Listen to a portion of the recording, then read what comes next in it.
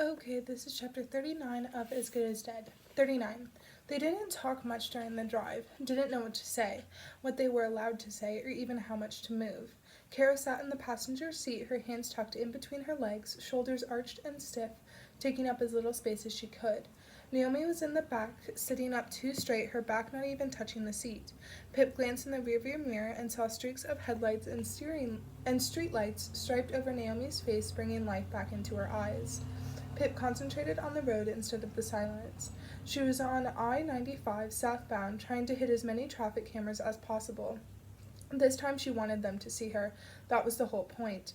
Airtight, ironclad. If it came to it, the police could follow the route Pip and her car had taken through the eyes of all these cameras, retrace her steps.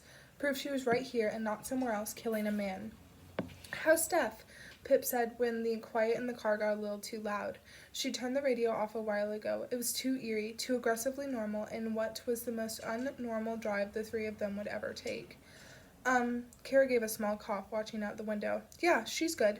That was it. Silence again. Well, what had Pip expected involving them in this? Asking too much of them. Pip's eyes drew up, catching sight of the McDonald's logo on the sign up ahead, her headlights lighting up the golden M until it glowed. It was Darien Service Plaza. That's where she and Robbie had picked it. Cameras everywhere. Pip exited the highway and pulled into the service plaza, into the huge parking lot that was still heaving with people and cars, even though it had just passed 10. Excuse me. She rolled forward, waiting for a space near the front, right by the huge gray and white building, pulled in, turned off the car. The silence was even louder now that the engine wasn't hiding it, saved by a group of men, clearly drunk, squawking as they stumbled in front of the car and through the entrance doors into the well-lit building. "Started early," Kara said, nodding at the group, reaching out across the silence. Pip grabbed at it with both hands. "Sounds like my kind of night out," she said. "In bed by 11. "My kind of night out, too," Kara said, looking around, a small smile on her face. "If it ends in fries." Pip laughed then, a guttural, hollow laugh that split open into a cough. She was so glad they were here with her, even though she hated herself for having to ask. "I'm sorry for this," she said, staring forward at the other group of people. People on long trips away or long drives home, or not very long trips either way. People on family visits with small sleepy children, or nights out, or even nights in, picking up food on the way.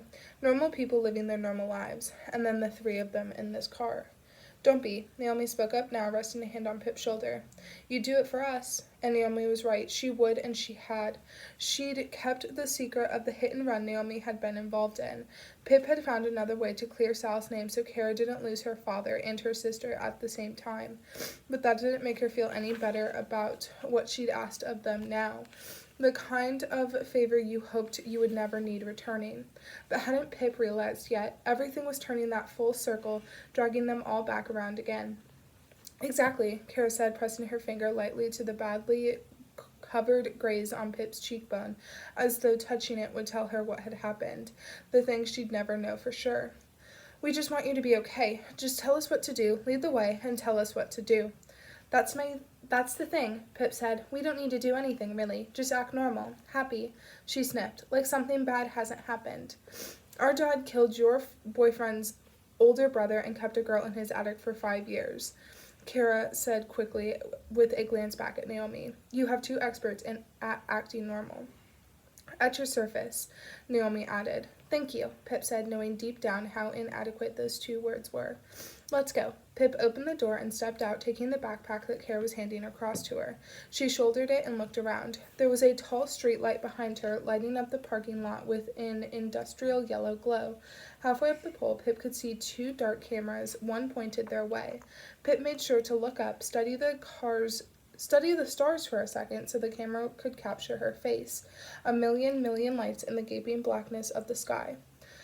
"Okay," Naomi said, shutting the back door and gathering her cardigan around herself.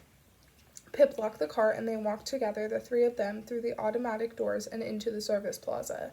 It still had that buzz, that same energy all rest stops had, that clash of those two heavy-eyed too heavy-eyed, and those too wired, the nearly theirs and the just beguns. Pip wasn't either of them. The end wasn't in sight yet. This long night would be longer still, but she was past the middle of the plan, leaving the checked boxes behind in the back of her mind, burying them deep. She just had to keep going. 1 foot in front of the other. 2 hours until she had to meet Ravi. This way, she said, leading Kara and Naomi over to the McDonald's at the back end of the cavernous building. The drunk men were already there at a table in the middle, still squawking but around mouthfuls of fries now. Pip picked a booth close to them, but not too close, dumping her bag down on one chair. She opened it to pull out her wallet and then zipped it back up before Naomi and Kara saw anything they shouldn't. Sit, Pip said to them, smiling for the cameras that she couldn't see but knew would be here somewhere. Kara and Naomi slid themselves along the shiny plastic-covered booth, the material screaming against their clothes. I'll get the food. What do you guys want to eat? The sisters looked at each other. Well, we already ate dinner at home, Kara said tentatively. Pip nodded. So just fries for you. Naomi? I don't think there's a vegetarian option, sorry. And chicken nuggets for Kara, of course. Don't even need to ask. Cokes? They nodded. Okay, perfect. Be back in a sec. Pip strolled past the table of drunk men, wallet swinging from her hand up to the counter. There was a line, 3 people in front of her. Pip stared ahead, clocking the security cameras posted on the ceiling behind the registers. She sidestepped a few inches so they had a good view of her waiting in line. She tried to act normal, natural, like she didn't know she was being watched, and she couldn't help but wonder if that's what's normal for her now, an act, a lie. Pip stuttered when it was her turn at the front, smiling at the cashier to cover the hesitation. She didn't want to eat just as much as Kara and Naomi didn't, but it didn't matter what she wanted. This was all a show, a performance for the cameras, a believable narrative in the traces she was leaving behind. Hi, she said, recovering. Can I please have 2 chicken nugget meals, both with Cokes, and large fries and, another Coke, please? Yep, sure, the cashier said, plugging something into the screen in front of him. Want any sauces with that? Just ketchup, please. Sure, he said, scratching his head beneath his cap. Is that everything? Pip nodded, trying not to glance up at the camera behind the cashier's head as he called the order to a colleague, because she would be looking directly into the eyes of the detective who might be watching this footage in the weeks to come, daring them not to believe her this time. It would likely be Hawkins, wouldn't it? Jason was from Fairview, so his murder would probably be dealt with by the Fairview Police Department. A new game with new players. Her against Detective Hawkins and Max Hastings was her offering. Hello? The cashier stared at her, narrowing his eyes. I said that comes out to $16.47. Sorry, Pip unzipped her wallet. Paying by card? He asked. Yes, she said, almost too forceful, straying out of character for a moment. Of course she had to pay by card. She had to leave an indisputable trace of her being here at this time. She pulled out her debit card and tapped it against the contactless card reader. It beeped, and the cashier handed her a receipt. She should keep that too, she thought, folding it neatly and tucking it inside her wallet. It'll be just a minute, the cashier said, gesturing her aside so he could take the order of the man standing behind her. Pip stood off to the side, leaning against the backlit menu, still inside of the cameras. She arranged her face for Hawkins, slack and unthinking, but really she was thinking about him, studying the position of her feet, the arch of her shoulders, and the look in her eyes. She tried not to fiddle too much as she waited, in case he thought she looked nervous. She wasn't nervous. She was just here to eat some junk food with her friends. She glanced over to Kara and Naomi and gave them a small wave. See, Hawkins, just getting food with her friends, nothing to see here. Someone handed Pip her order, and she thanked them, smiling for the cameras, for Hawkins. She gripped the 3 paper bags in one hand and balanced the cardboard tray of drinks on the other, walking carefully back to their table. Here we go. Pip passed the drink tray to Kara and slid the food bags across the table. That's you, Naomi, she said, handing her the one at the front. Thanks, Naomi said, hesitating to open it. So, she broke off, studying Pip's eyes for answers. We just eat and talk? Exactly. Pip grinned back with a small laugh as though Naomi had said something funny. We just eat and talk. She unrolled her paper bag and reached inside, pulling out her box of nuggets and her fries, a few lying abandoned and soggy at the bottom of the bag. Oh, I got the ketchups, she said, passing one each to Naomi and Kara. Kara took the small packet from her, staring down at Pip's outstretched arm, her sleeve sliding back toward her elbow. What happened to your wrist? She asked quietly, uncertainly, her eyes on the raw, jagged skin the duct tape had left behind. And your face. Pip cleared her throat, pulling the sleeve back down over her hand. We don't talk about that, she said, avoiding Kara's eyes. We talk about everything except that. But if someone hurt you, we can, Kara began, but it was Naomi who cut her off this time. Kara, could you go grab us some straws? She asked, an older sister edge to her voice. Kara's gaze flicked between the two of them. Pip nodded. Okay, she said, pushing back from the booth and over to a counter a few tables away with a straw dispenser and napkins. She returned with a few of each. Thanks, Pip said, piercing the straw through the lid of her Coke, taking a sip. It burned in her throat, and the gouges left by her screams. She picked up one nugget. She didn't want to eat it. She couldn't eat. Sorry, there's an Amber Alert. Oh, great. Okay. All right. Sorry, that scared me. She picked up one nugget. She didn't want to eat it. She couldn't eat, but she put it in her mouth and chewed all the same. The texture felt rubbery, her tongue coating itself with saliva. She forced it down, noticing that Kara hadn't started her own food, was staring too hard at Pip. It's just, Kara said, voice dipping into whispers. If someone hurt you, I would kill the... Pip choked, swallowing the regurgitated food back down. So, Kara, she said when she recovered, have you and Steph decided where you're going on your travels? I know you said you really wanted to do Thailand. Kara checked with Naomi before answering. Yeah, she said, finally opening her box of nuggets, dipping one into the ketchup.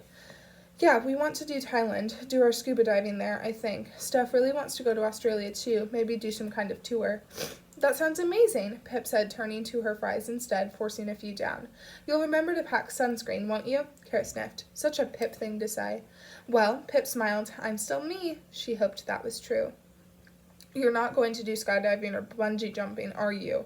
Naomi said, stuffing in a few more fries, chewing uncomfortably. Dad would freak out if he knew you were throwing yourself off a bridge or out of a plane. Yeah, I don't know. Kara shook her head, staring down at her own hands. I'm sorry, this is just really strange. You're doing really well, Pip said, taking a sip of Coke to force another bite. Really well. I want to help, though. This is helping. Pip locked her eyes on Kara's, trying to tell her with her mind. They were saving her life right now. They were sitting in a rest stop McDonald's, forcing down fries, having a stilted, awkward conversation, but really they were saving her life. There was a crash behind Pip. She whipped her head around, saw one of the drunk men had tipped over a chair, knocked it to the ground. But that's not what the sound was by the time it reached Pip's ears. She was surprised in a way that the sound wasn't the crack of Jason Bell's skull breaking open. It was still a gunshot, blowing an unfixable hole through Stanley Forbes' chest, staining the sweat on her hands a deep, deep, violent red. Pip, Kara called her back. Are you okay? Yes, she sniffed, wiping her hands on a spare napkin. Fine. You know what? She leaned forward, pointing at Kara's phone lying face down on the table. We should take some pictures, videos too. Of what? Of what? Of us, Pip said, hanging out, looking normal. The metadata will have a record of the time and be geotagged. Come on. Pip got up from her chair and moved over to the booth, sidling in beside Kara. She picked up Kara's phone and flicked it onto the camera. Smile, she said, holding the camera out to take a selfie of the three of them. Naomi holding up her McDonald's cup in a mock cheers.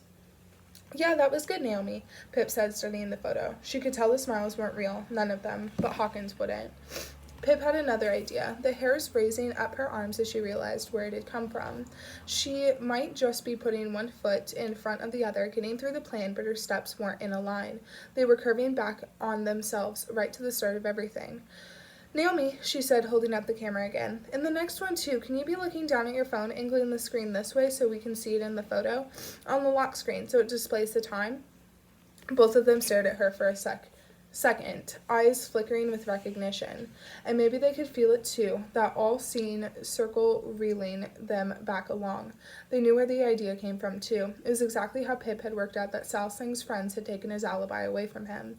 A photo taken by Sal, and in the background had been an 18-year-old Naomi looking down at her phone's lock screen, the time on it giving everything away, proving that Sal had been there long after his friends originally said he left, proving that he had never had enough time to kill Andy Bell.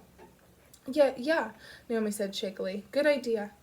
Pip watched the three of them in the front-facing camera of Kara's phone, waiting for Naomi to get her positioning right, lining up the shot. She took the photo, shifted her smile in her eyes and took another, Kara fidgeting beside her. Good, she said, studying it, her eyes drawn to the little white numbers on Naomi's home screen, telling them the photo had been taken at 10:51 p.m. exactly.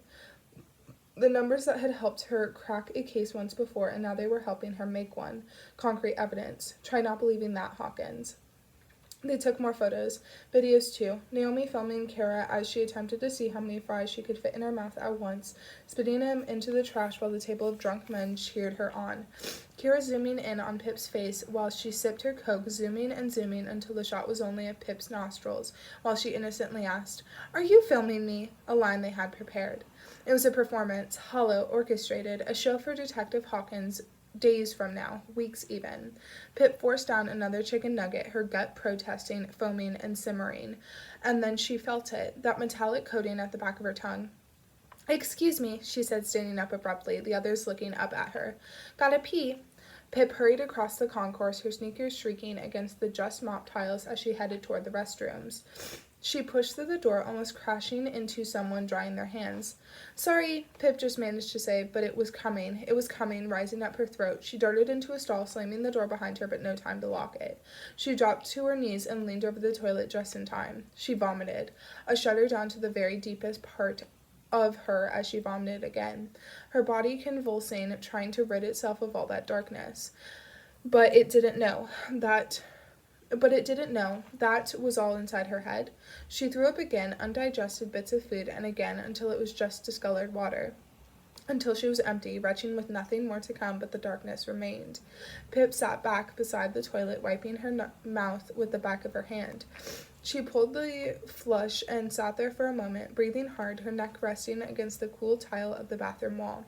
Sweat trickled down her temples and the insides of her arms. Someone tried to push into her stall, but Pip kicked it shut with one foot. She shouldn't stay in here for too long. She had to hold it together. If she broke down, then the plant did too, and she wouldn't survive it. Just a few more hours, a few more boxes to check off in her head, and then she would be clear, safe. Get up, she told herself, and the Ravi inside her head said it too, so she had to listen. Pip pushed up to her feet shakily and pulled open the stall. Two women around her mother's age stared at her as she walked over to the sink to wash her hands. Wash her face too, but not too hard that it cleared away the foundation covering the tape marks beneath. She swilled cold water around in her mouth and spat it out. Took one tentative sip. Their stares hardened, disgust in the way they held their upper lips. Too many Jaeger bombs, Pip said, shrugging at them. "You've got lipstick on your teeth," she told one of the women before leaving the bathroom. "All right?" Naomi asked her as she sat back down. "Yeah." Pip nodded, but her eyes were still watering. "No more for me." She pushed the food away and reached for Kara's phone to check the time. It was 11:21 p.m. They should probably leave in the next 10 minutes. "How about a McFlurry before we go?" she said, thinking of that final charge on her card, another breadcrumb in the trail she was leaving for Hawkins. "I really couldn't eat anything else." Kara shook her head. "I'll be sick." 2 McFlurries coming up. Pip stood, grabbing her wallet. She added under her breath, "To go in the trash when I drop you home." She waited in line again, shuffling forward a few steps at a time. She ordered the ice creams, told the cashier she didn't care which flavor. She tapped her card to pay for them, that beep reassuring her. The machine was on her side, telling the world that she'd been right here until past 11:30. Machines didn't lie, only people did. "Here we are," Pip said, passing the 2 cold McFlurries into their hands, glad to be away from the sickly sweet smell. "Let's go." They didn't talk much on the way back either, driving the same route in reverse. Pip wasn't there with them anymore. She'd moved forward in time, back to the green scene, LTD, and the river of blood on the concrete, working through everything she and Ravi still had to do, memorizing the steps so nothing was forgotten. Nothing could be forgotten. "Bye," she said, almost laughing at how ridiculous and small the word sounded as Kara and Naomi stepped out of her car, untouched ice cream still clutched in their hands. "Thank you. I can never thank you enough for... But we can never talk about it again. Never mention it. And remember, you don't need to lie. I came here, made 1 phone call, then we drove to McDonald's, and I dropped you home after at Pip checked the time on the dashboard. 11:51 p.m. That's all you know. That's all you say if anyone ever asks you. They nodded. They got it now. Will you be okay? Kara asked, her hand hesitating on the passenger door. I think so. I hope so. The truth was there were still so many things that could go wrong. Then all of this would have been for nothing, and Pip would never be okay again. But she couldn't tell them that. Kara was still hesitating, waiting for a firmer answer, but Pip couldn't give her one. She must have realized, reaching back inside to give Pip's hand a squeeze before closing the door and walking away. The sisters watched as Pip reversed out of their drive one final wave. Okay, Pip nodded, turning down the hill. Alibi? Done. She followed the moon and the plane, and in that moment they were one and the same, taking her back home and to Robbie.